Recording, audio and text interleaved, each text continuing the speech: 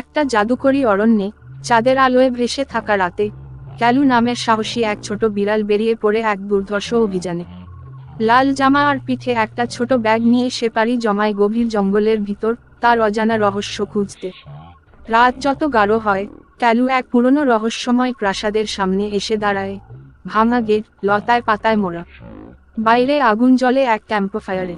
ক্যালু ধীরে ধীরে ভারী দরজাটা ঠেলে ভিতরে ঢোকে। সেখানে একটা পাথরের বেদির উপর রাখা এক বিশাল হীরার ঝলক তাকে চমকে দেয়, এতই উজ্জ্বল যে চারপাশ আলোকিত হয়ে ওঠে।